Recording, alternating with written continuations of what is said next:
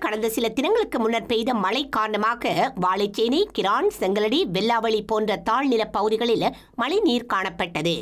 இந்த நிலையில் இன்று ஞாயிற்றுக்கிழமை பெய்த மழை காரணமாக தாழ்நில பிரதேசங்களில் போக்குவரத்தும் பாதிக்கப்பட்டுள்ளது. குறிப்பாக கிரான், வாகரை, செங்கலடி போன்ற பகுதிகளில் மக்கள் போக்குவரத்து செய்யும் பிரதான பாதைகள் ஊடாக வெள்ள நீர் தேங்கி காணப்படுவதால் பொதுமக்கள் பாதிக்கப்பட்டுள்ளனர். கிரான் பகுதியில் கோரக்கல்லிமடு, புலிபாய்ந்தக்கல் போன்ற பகுதிகளைச் சேர்ந்த மக்களுக்கான போக்குவரத்துக்கள் தடைப்பட்டுள்ளன. இந்த பகுதியில் ராணுவத்தினரின் உதவியுடன் பிரதேச செயலகத்தினால் படகு சேவைகள் தொடர்ச்சியாக முன்னெடுக்கப்பட்டு வருகின்றன.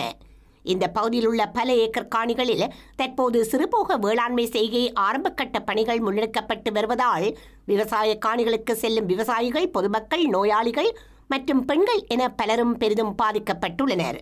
படுவாங்கரை பகுதியில் சிறுபோக வேளாண்மை செய்கைக்கு தயாராகி இருந்த நெற்காணிகளும் தற்போது வெள்ளத்தில் மூழ்கியுள்ளதால் விவசாயிகள் கவலை அடைந்துள்ளதாகவும் எமது பிராந்திய செய்தியாளர் கூறியுள்ளார். இந்த வருஷம் ஃபுல்லாக அப்படிதான் பாஞ்சு போட்டு போடுவாங்க. இவ்வளவு முழங்கால சைக்கிளில் போயிடலாம், விவசாயிகள் போயிடலாம், சைக்கிள் போயிடலாம். என்ன செய்ய பாலம் போடணும், அது போட்டு தரேன் அங்கே போடுறதும் இல்லை.